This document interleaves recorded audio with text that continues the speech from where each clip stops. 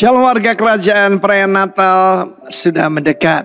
Tetapi perayaan Natal tidak akan terjadi tanpa satu peran penting daripada Yusuf, the son of David, keturunan David, suami daripada Maria. Saudara yang kasih Tuhan, ketika Yusuf bertunangan dengan Maria, ternyata Maria mengandung oleh Roh Kudus. Tidak ada campur tangan manusia di situ. Tetapi saudara tahu hidup ini adalah pilihan, bukan cuma kesempatan. Dan kalau Yusuf tidak jadi menikahi Maria, maka rencana Tuhan akan gagal. Karena yang dilahirkan ini harus menjadi raja keturunan daripada David, seperti yang Tuhan janjikan. Tapi puji namanya yang mulia, tidak ada rencana Tuhan yang gagal. Karena dia menemukan seorang hebat seperti Yusuf. Suami dalam perjanjian lama, dalam kitab Proverbs, kitab Amsal disebut good man. Jadi setiap kali ada seorang nona bilang, "Pak, dia itu keren Pak, dia ganteng, dia kaya, dia pelayanan." Saya tanya, is he good? Karena saudaraku, paling dasar tuh good man. Kalau bisa dapat gentleman lebih hebat. Lebih baik lagi dapat godly man, like Joseph.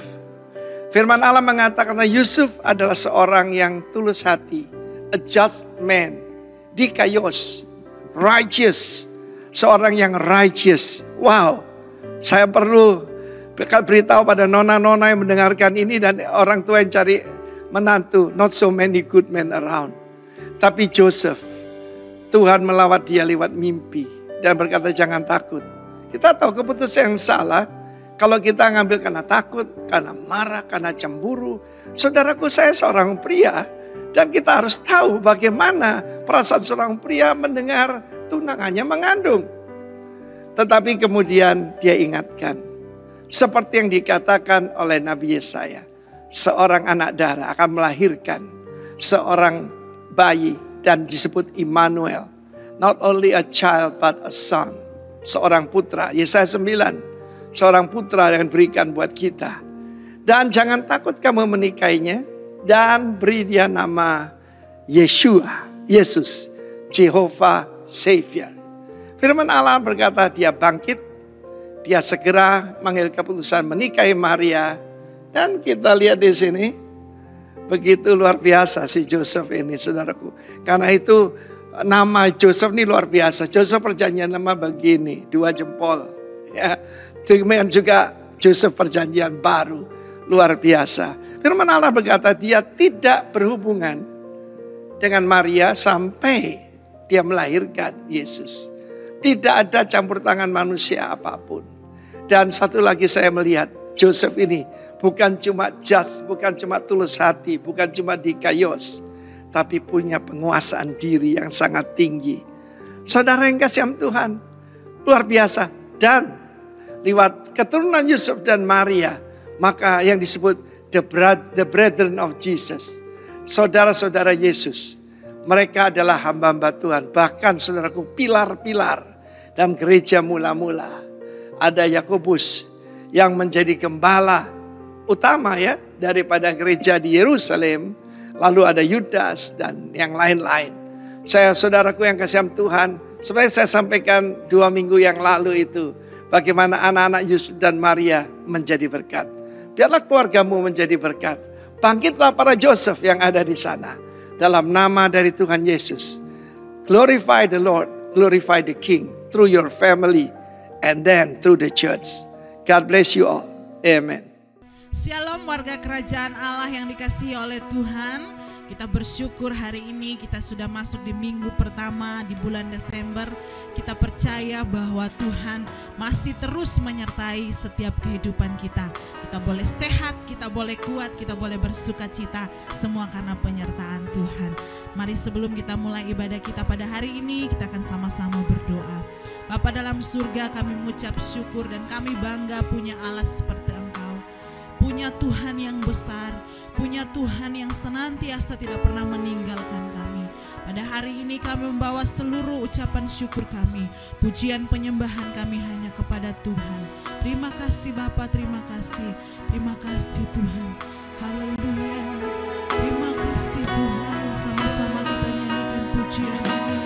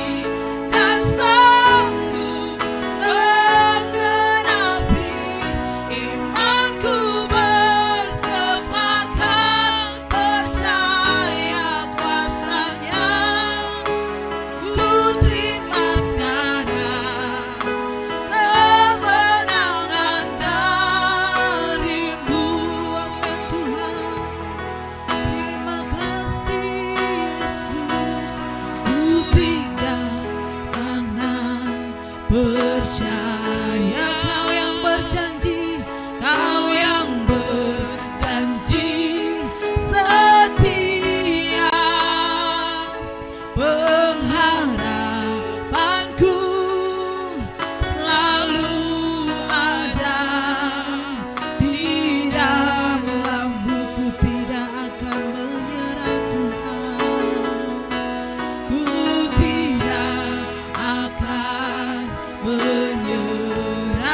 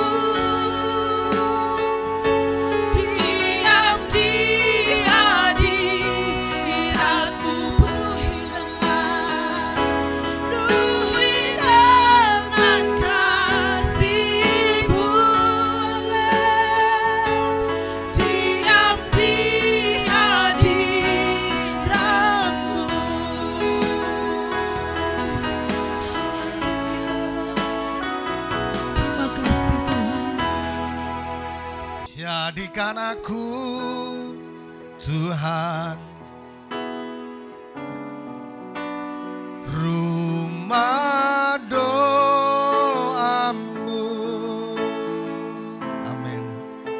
Agar semua suku bangsa datang menyembahmu. Sama-sama. Jadikan aku Tuhan, amin, rumah doamu,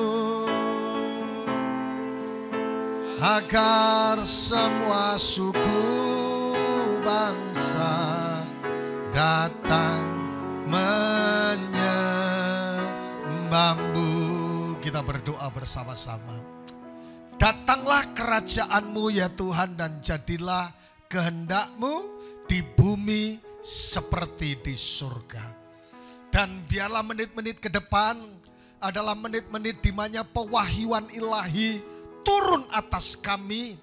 Firman Tuhan yang kami sharingkan, yang kami khotbahkan menjadi satu kekuatan untuk kami memahami tujuan hidup kami, tujuan kami bergereja, dan kami mengalami apa yang disebut dengan eklesia, dan diberkati Tuhan dan dipakai Tuhan, dan nama Yesus dipermuliakan. Hamba-Mu yang tidak lebih daripada mereka yang ada diurapi secara khusus di dalam nama Yesus Kristus. Haleluya. Amin. Haleluya.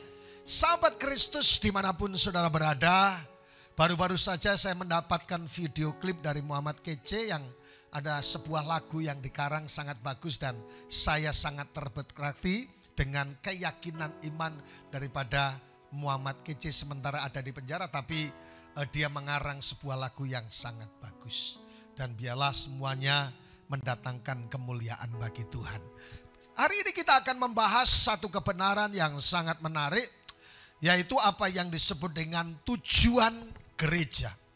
Ada satu pertanyaan yang sering muncul, untuk apa Pak saya ada di gereja?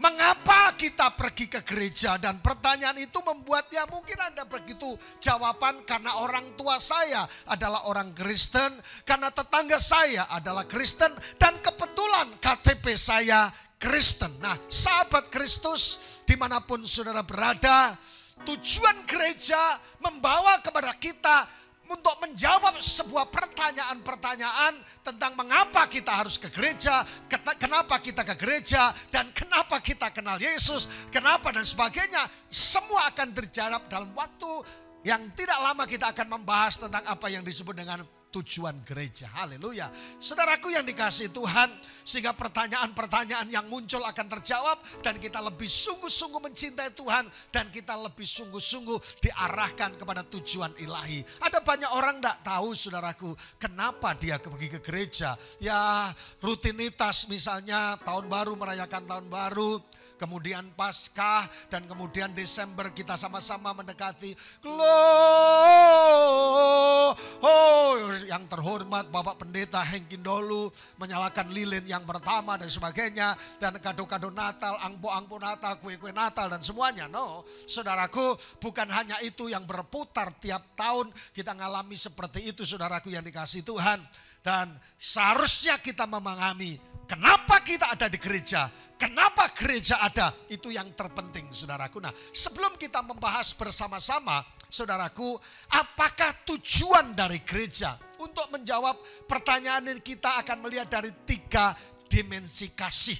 Dan tentunya itu menjadi satu jawaban, untuk apa ada gereja, untuk apa kita ke gereja, untuk apa kita bergereja. Alkitab berkata dalam Matius 22 ayat yang ke-37, 39 dan 34 dikatakan, Yohanes 13 dikatakan seperti ini. Kasihlah apa?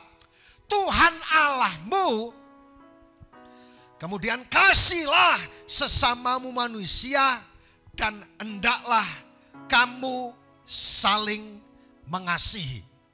3 ayat ini yang menjadi dasar kenapa ada gereja, kenapa ada tujuan gereja, kenapa kita bergereja, dan sebagainya. Oleh karena itu sahabat Kristus, kita bisa lihat bersama-sama dalam Matius 22 ayat yang ke-37. Paling atas agak samar-samar, tapi saya bacakan buat saudara. Jawab Yesus kepadanya, kasihalah Tuhan Allahmu dengan segenap hatimu, dan dengan segenap jiwamu, dan dengan segenap akal budimu. Yang pertama, apa tujuan gereja? Yang pertama tujuan gereja adalah gereja ada untuk Tuhan. Ketika bicara church for God, ketika saya bicara tentang gereja, saya sedang tidak berbicara gedung, tetapi berbicara dengan you and me. Saudara dan saya, persekutuan orang-orang percaya, itu bicara masalah gereja. Bulan ini kita bersama-sama dituntun dengan satu tema yang menarik, yaitu memuliakan Tuhan, memuliakan Sang Raja lewat gereja Tuhan. Nah, saudaraku, yang pertama gereja ada untuk Tuhan. Kenapa saudara dan saya ada di gereja? Kenapa saudara dan saya bergereja? Kenapa saudara beribadah? Saudara, gereja ada bukan karena untuk rame-ramean, tapi gereja ada untuk Tuhan. Katakan sama-sama, untuk Tuhan. Makanya jawab Yesus kepada, kasih Allahmu dengan segenap hatimu, dan dengan segenap jiwamu, dan dengan segenap akal budimu. Bapak ibu saudaraku yang diberkati Tuhan, sahabat Kristus dimanapun saudara berada. Jadi saudara bergereja. Sekali lagi, saudara, tujuan gereja ada yang pertama, church for God.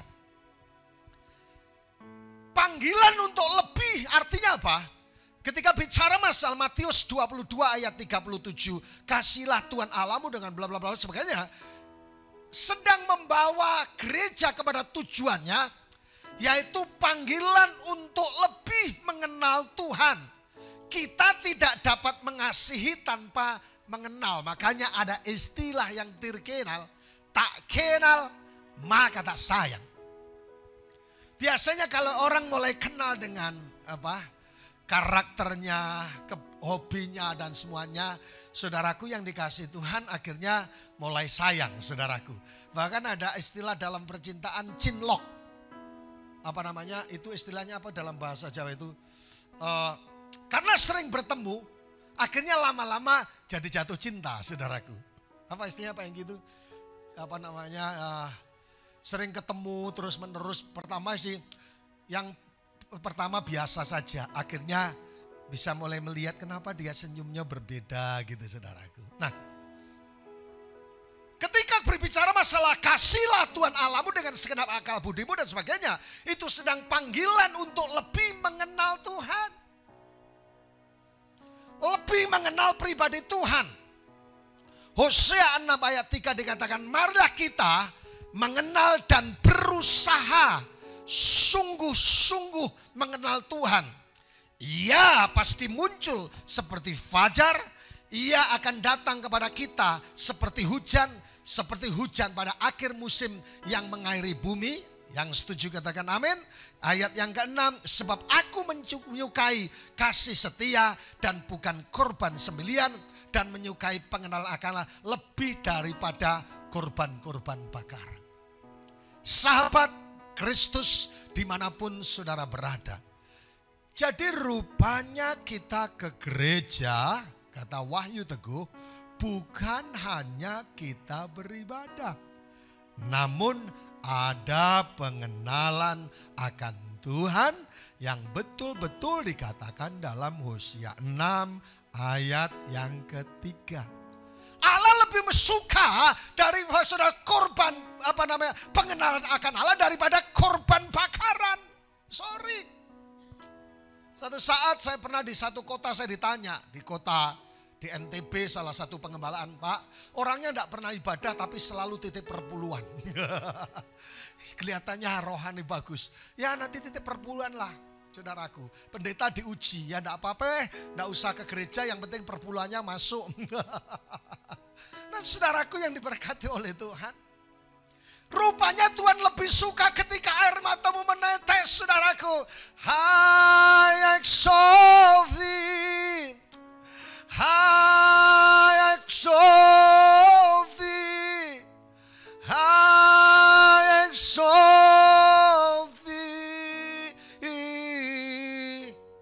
sebagainya.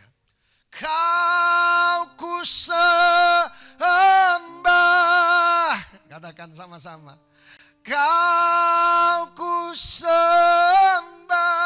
Air matamu keluar, air liurmu keluar, air telingamu keluar, air hidung keluar. Saudara menangis dan pegang tisu. Oh Tuhan, betapa Engkau luar biasanya. Saudaraku mulai menangis. Rupanya air mata itu lebih berharga. Korban hancur-hancur hati di hadapan Tuhan lebih berharga daripada korban persembahan. Amin.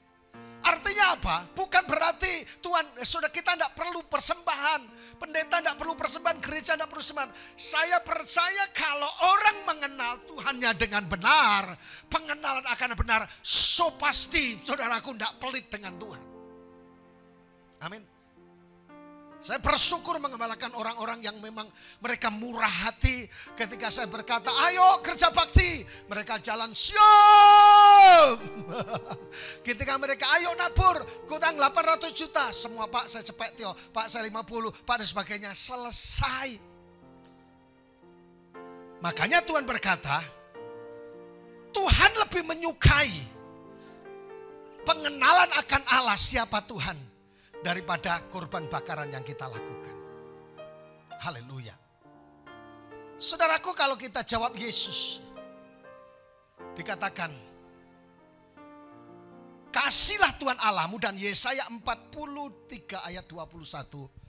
Umat yang telah kubentuk bagiku akan memberitakan kemasyuranku.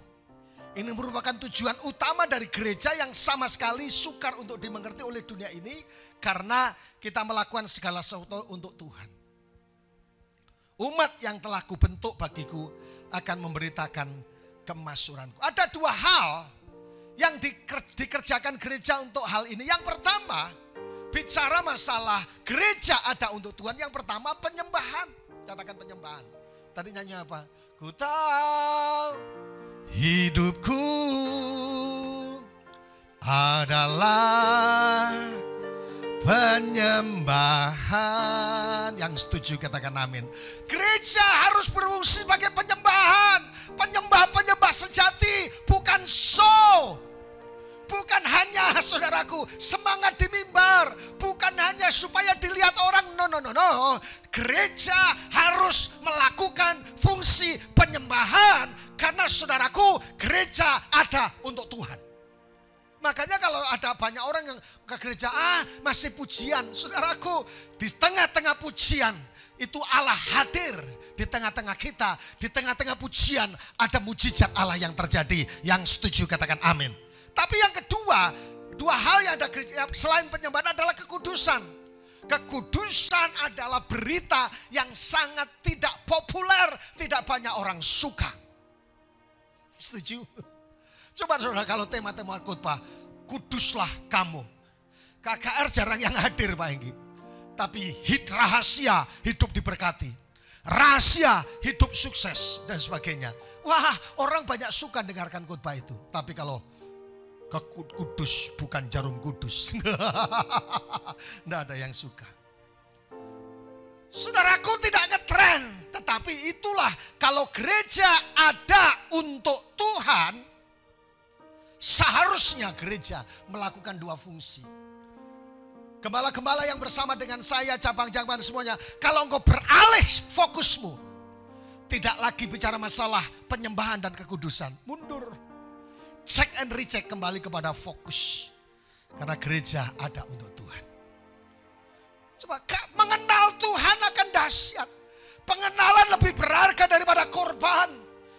Cepet tio, nopek tio, 100 juta, 200 juta. Lebih berharga saudaraku. Artinya ketika orang hancur hatinya, otomatis hancur kantongnya dipersembahkan kepada Tuhan. Saudaraku, saya bersyukur. Ada orang yang tidak punya mobil di jemaat kita. Dan mobilnya satu-satunya. Dia datang ke rumah bawa BBKB, bawa mobil, bawa STNK. Pak, ini saya nasar, saya persembahkan kepada pembangunan. Keren banget. Karena dia kenal siapa Tuhannya. Akhirnya dia ngantar anaknya sekolah pakai motor. Dia ngomong sama bapak, anakmu kehujanan. Apa yang terjadi? Diberkati mobil lagi. Keren loh saudara. Saya sering mendoakan orang-orang yang mempersembahkan perpuluhan dan semuanya. Saya doakan kau jangan pernah diintimidasi setan. Ketika engkau menabur, engkau akan kekurangan. Sepanjang sejarah Alkitab, orang yang menabur tidak akan pernah kekurangan. Ketika pengenalan Allah lebih penting, pengenalan akan Tuhan lebih penting. Makanya Daniel 11 ayat 32b dikatakan seperti ini. Tetapi umat yang mengenal Allahnya akan tetap kuat dan akan bertindak. Saya ulang lagi, Daniel 11 32b.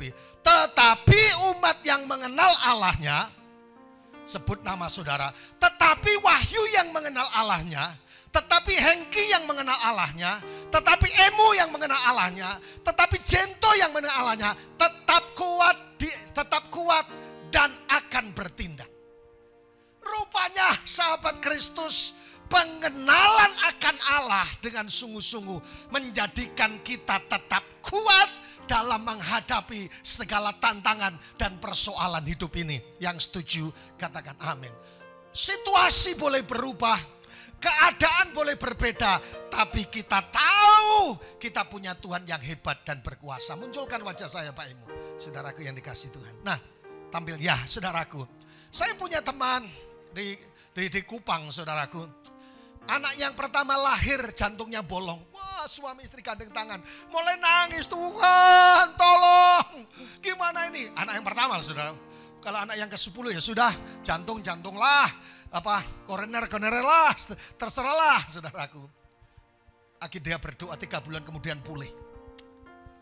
Melahirkan anak yang kedua. Jantungnya juga sama bolong. Mereka tidak terlalu tegang. Dia tahu bahwa dia kenal siapa Tuhannya. Dia kenal siapa Yesus. Bahwa kalau anak yang pertama disembuhkan, so pasti anak yang kedua pasti akan disembuhkan. Makanya kenal Allah kita. Amin. Umat yang kenal Allahnya, saudara mengalami berbagai masalah, kesulitan, dihina. Saudara bilang, aku tahu Allahku pasti menolong. Haleluya. Aku punya Allah yang besar. Amin. Ketika kita mengenal Allah, siapa Tuhan kita, wonderful counselor, kita akan menjadi kuat. Sebab engkau tidak pernah ditinggalkan. Kata kuat saudaraku. Haleluya. Kata kuat. Arti kata kuat, saya tidak tahu yang mulia. Saya tahu. Arti kata kuat adalah penuh tenaga, sanggup menolak godaan, punya daya tahan di bawah tekanan, dan mampu mempengaruhi. Bukan karena karisma kita, tetapi umat yang mengenal Allahnya, dia akan kuat dan bertindak. Artinya kuat adalah penuh tenaga. Setiap hari semangat terus men. Jadi orang keliling jangan memble. Dan sanggup menolak godaan. Surga yes. Kekudusan oke. Dosa no. Kekudusan yes. Punya daya tahan di bawah tekanan, tidak akan putus asa, tidak akan nyanyi. Pulangkan saja aku pada ibuku atau bapakku dulu, segenggam emas kau pinang aku. Sekarang sudah banyak anak 5, kau tinggalkan aku. Dulu masih langsing, kau cintai aku. Sekarang sebab kau membesar, kau lepaskan aku. Namun semua tinggal cerita hati yang luka. Ketik rek spasi Wahyu akan dapat jawaban dari handphone saya sendiri. Rupanya kayak orang yang mengenal Allah akan kuat dan mampu mempengaruhi, bukan dipengaruhi men.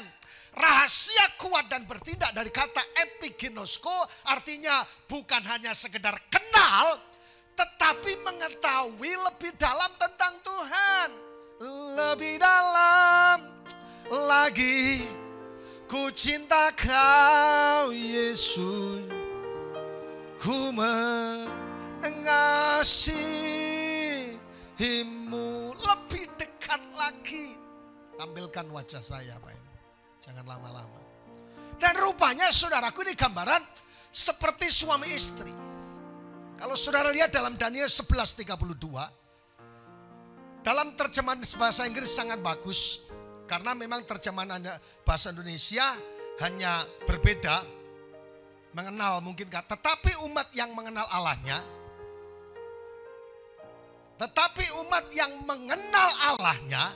Daniel 11:32. Tetapi umat yang mengenal Allahnya akan tetap kuat dan akan bertindak. Coba lihat terjemahan bahasa Inggris. Tulisannya agak putih-putih lembut sedikit. But the people that do know their God shall be strong and do. Saudaraku, kata yang dipakai adalah now, kenal. Yang lebih jelas lagi dalam Kejadian pasal 4 ayat yang pertama. Ada kolom agak warna apa itu Pak? Kuning-kuning apa itu? Itu Kejadian 4 ayat 1. Kemudian manusia itu, coba dalam terjemahan bahasa Inggris itu Kejadian 4 ayat 1. And Adam knew Eve is wife. Saudara tahu kata mengenal itu diterjemahkan dengan apa? Dalam bahasa Indonesia bagus. Kemudian manusia itu bersetubuh dengan Hawa.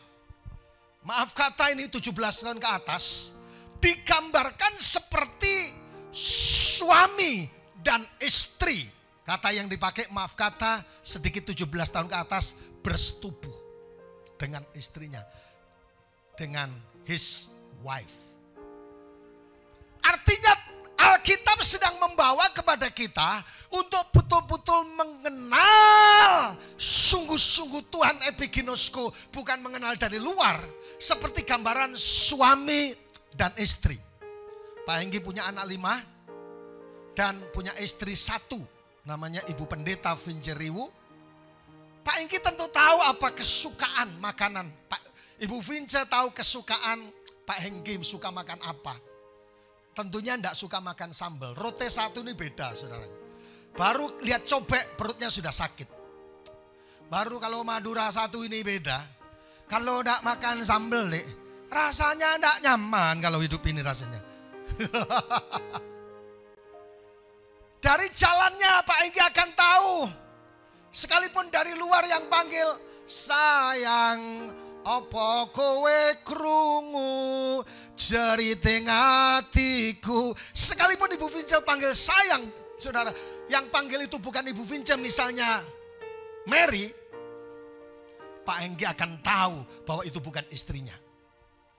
Apalagi yang panggil ongkotik. Sayang, tidak akan dengar, tidak akan tahu. Tapi bau keringatnya aja 10 km sudah terasa. Perpaduan antara rote dan sabu. Dan tidak mandi 3 hari. Ukuran sepatunya tahu, ukuran Vince berapa lagi? 37 tahu betul berarti. Ukuran sepatunya 37.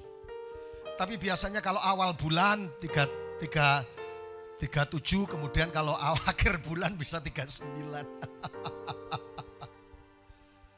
Jadi digambarkan pengenalan akan Tuhan seperti suami istri. Maaf saya sebutkan. Seperti dikatakan kemudian manusia itu bersetubuh dengan Hawa. Betul kenal baik. Bagaimana cara mengenal Allah? Yang pertama, mengenal Allah lewat doa.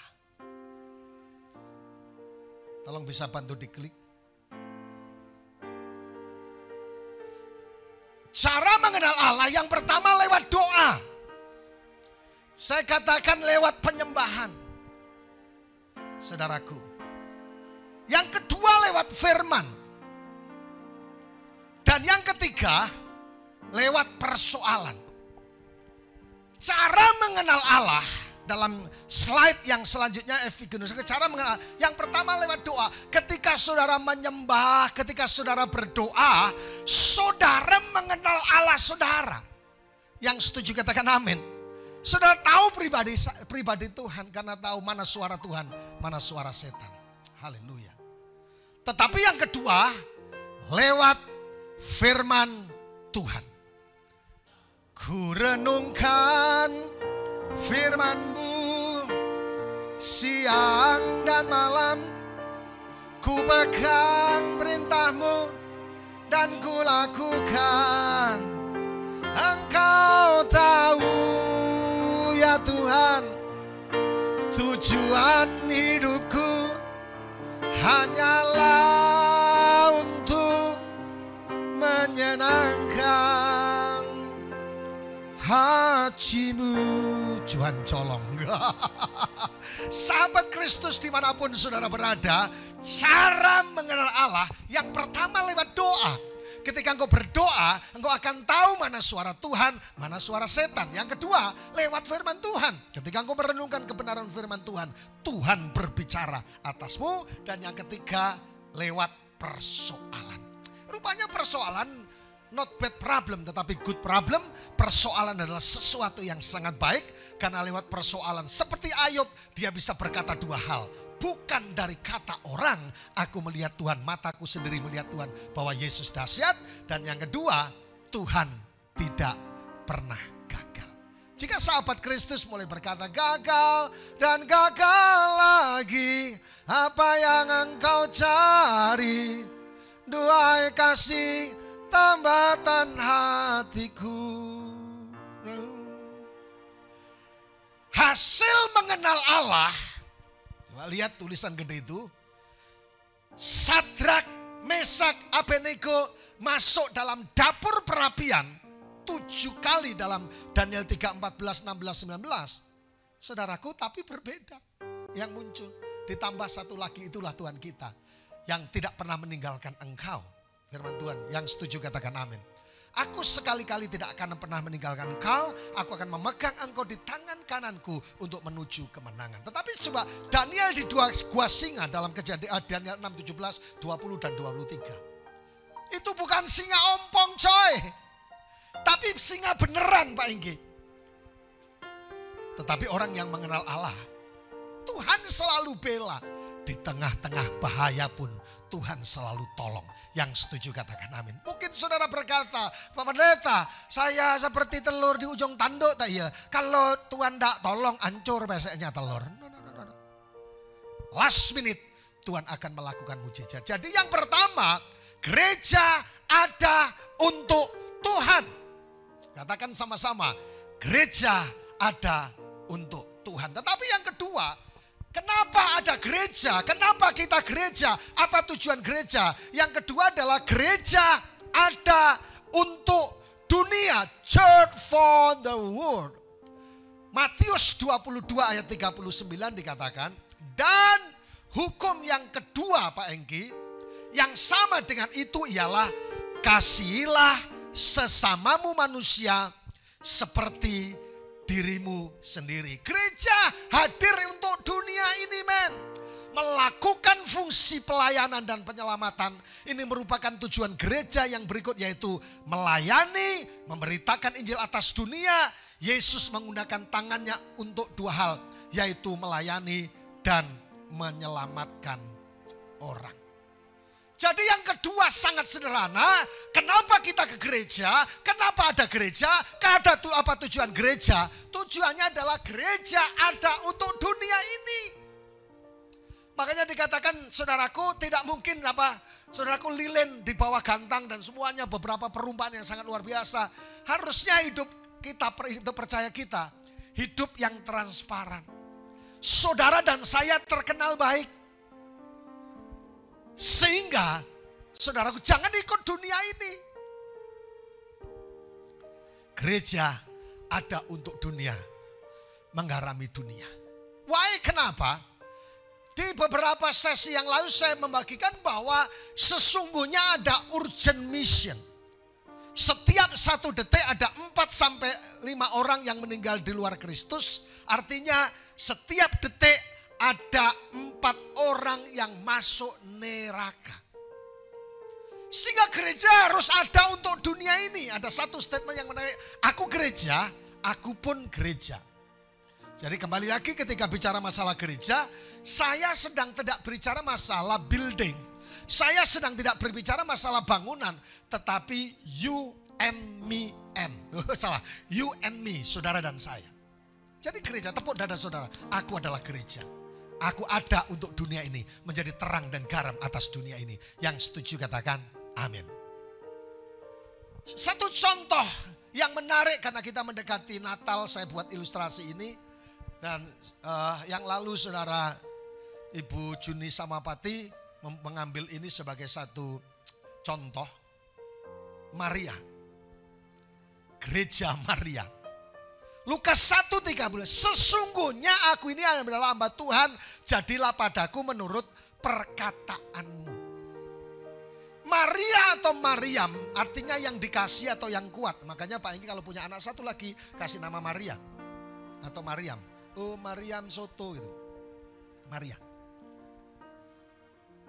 Maria bukanlah satu-satunya perempuan, bukanlah keluarga terpandang, bukan keturunan yang berada, masih sangat belia dan tidak berpendidikan. Why Maria dipilih? Kenapa dipilih oleh Allah? Rahasianya adalah kata-kata Maria tadi, sesungguhnya aku ini adalah hamba Tuhan, jadilah padamu menurut perkataanmu. Why Maria? Kenapa Maria dipilih oleh Allah? Tuhan memilih orang biasa untuk rencana yang luar biasa. Sahabat Kristus dimanapun saudara berada. Contoh luar biasa pribadi Maria. Maria bisa menolak. Maria bisa berbagai macam alasan. Tetapi Lukas 1 sesungguhnya aku ini adalah hamba Tuhan. Dia berkata dengan segala kerendahan hatinya. Jadi artinya apa? Not good idea but God idea. Biarlah rencanamu yang jadi. Ketika saudara dan saya mengalami hidup stres, mengalami tekanan, struggle, tantangan, gampang coy. Not good idea. Biarlah kehendak Tuhan yang terjadi. Dan Tuhan berkata jadilah kehendakmu. Aku ini hamba Tuhan. Jadilah sesuai dengan kehendak. Jadi gereja ada atas untuk dunia ini. Kita ada untuk jadi berkat. Saudaraku, bukan terus aku diberkati terus. Tetapi hidup untuk menjadi berkat. Tetapi yang ketiga yang terakhir. Gereja ada untuk kita. Church for fellowship. Aku memberikan perintah baru kepada kamu. Yaitu supaya kamu saling mengasihi. Sama seperti aku telah mengasihimu, demikian pula kamu harus saling mengasihi. Gereja untuk kita. Gereja untuk koinonia. Gereja untuk fellowship. Saudaraku.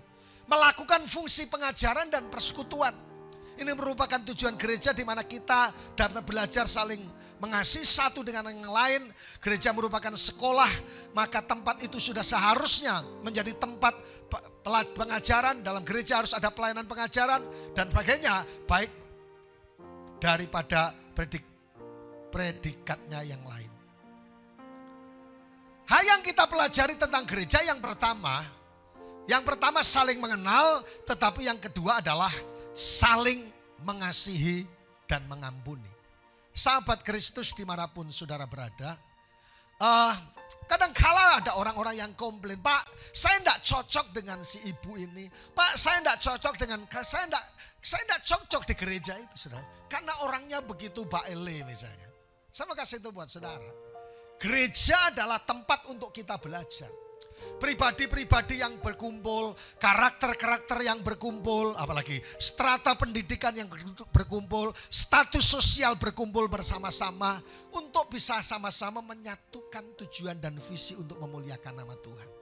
Saya bersyukur dengan pengembalaan bersama dengan pendeta-penatua yang ada, pendeta Hengki, pendeta Hek Adi, pendeta Ponco. Kami membangun bukan hanya sekedar sebuah organisasi, tapi sebuah keluarga besar.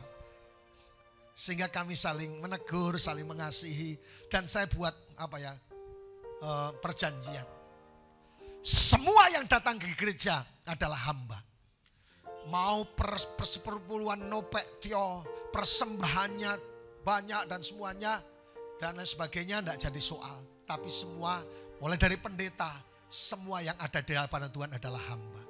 Jadi kalau ada yang khotbah menegur perasaan, yang sensi gitu loh, tidak ada. Semuanya saudaraku saling membangun dan mutu. Makanya otomatis terjadi gesekan saudaraku. Tapi Tuhan berkata, saudaraku menjadi tempat belajar untuk koinonia.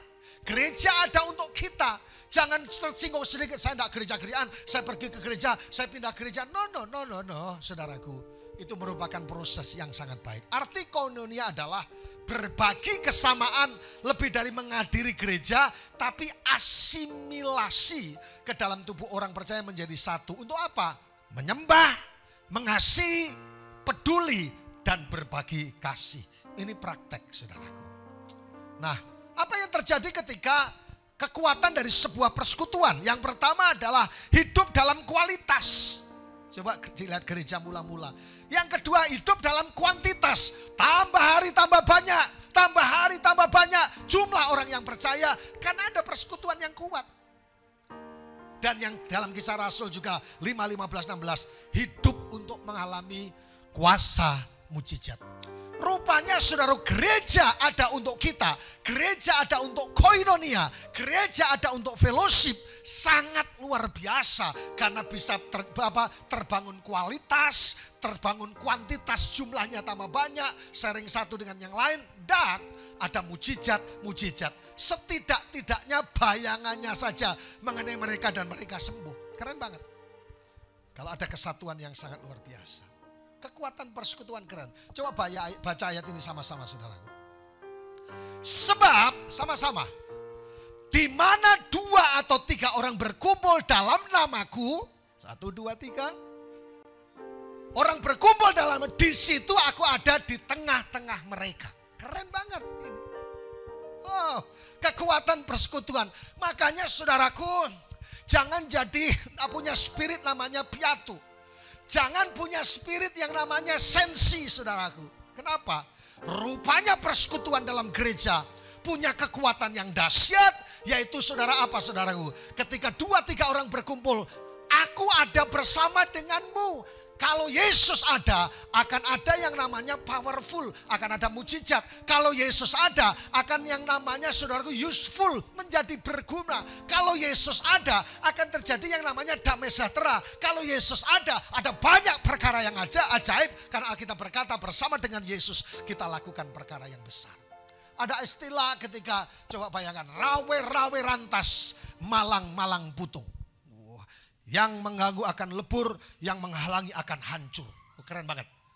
Jadi rupanya ketika ada kesatuan, ada sesuatu yang sangat luar biasa. Yang terakhir, gereja merupakan tempat bersekutu atau fellowship antara orang-orang yang sama dipanggil keluar eklesia. Jadi pertanyaannya dijawab bukan. Untuk apa ada gereja?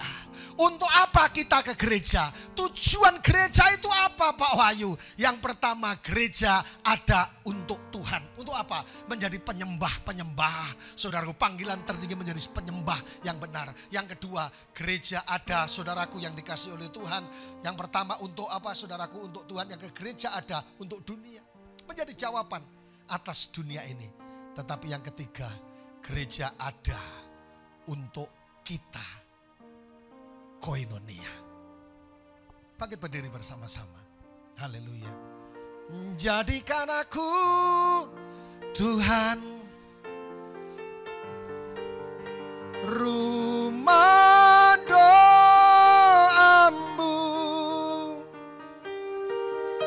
agar semua suku bangsa datang menyembahmu. Amin. Sama-sama. Jadikan aku Tuhan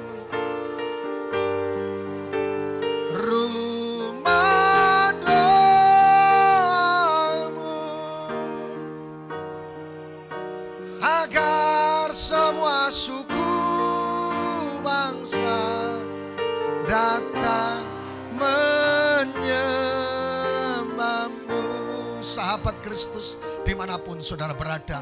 Rupanya saudara dan saya bukan hanya lahir.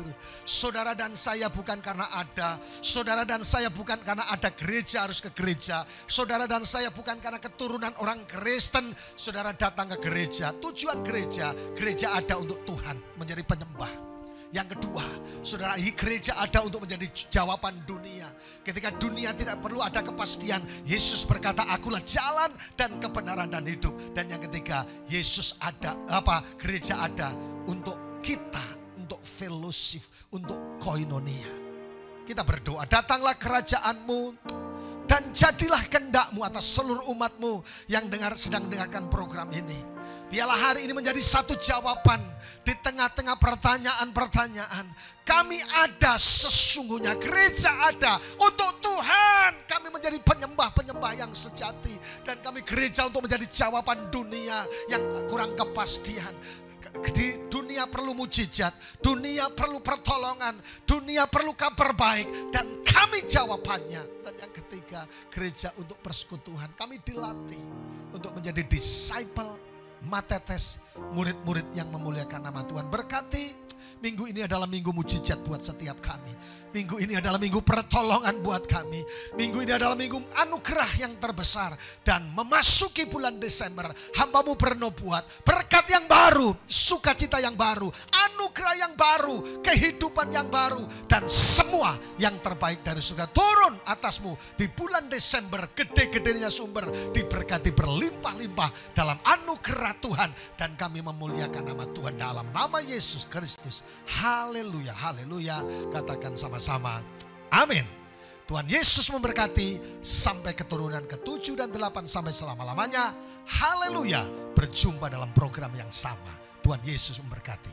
Sahabat Kristus dimanapun saudara berada, untuk meneguhkan semua perjanjian firman Tuhan tentang gereja Tuhan, kenapa kita ada, kita akan teguhkan dengan perjamuan kudus. Persiapkan roti dan anggur saudara yang ada di rumah. Bagi saudara yang sedang sakit, saudara yang memerlukan pertolongan, anugerah dan semuanya, mari imani. Di awal bulan ini, saudara melihat kemurahan Tuhan terjadi. Haleluya.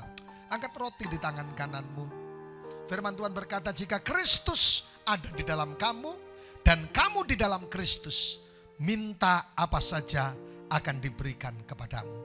Percayakah saudara bahwa roti yang ada di tangan kananmu sesungguhnya adalah persekutuan dengan tubuh Yesus Kristus? Makan bersama-sama dengan iman. Dalam nama Yesus.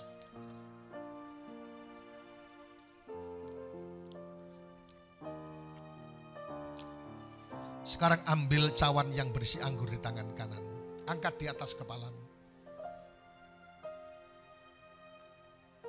Darah berbicara masalah nyawa.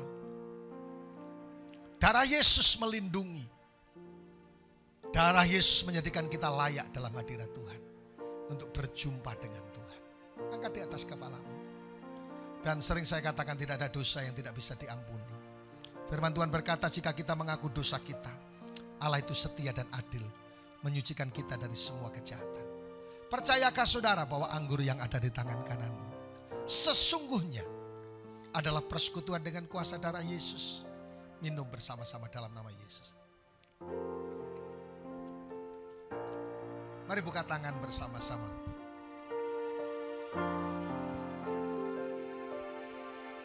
Sembah dan puji Dia, sembah dan puji Dia, sembah dan puji Dia selamanya. Sekali lagi, sembah dan puji Dia, sembah dan puji Dia, sembah dan puji Dia, hai Sang Raja. Buka tangan saudara untuk menerima berkat Tuhan. Memasuki bulan Desember, dan kami percaya gede-gedenya sumber, besarnya sumber berkat, sumber kemurahan, sumber anugerah, sumber keajaiban terjadi atas kami. Oleh karena itu, memasuki bulan Desember, kami akan merayakan Natal kelahiran Sang Juru Selamat, penasihat ajaib terjadi atas setiap kami, membela, melindungi, dan memberkati setiap kami. Dalam nama Bapa, Putra, dan Roh Kudus, dan di dalam nama Tuhan Yesus Kristus yang percaya diberkati Tuhan, katakan sama-sama, amin.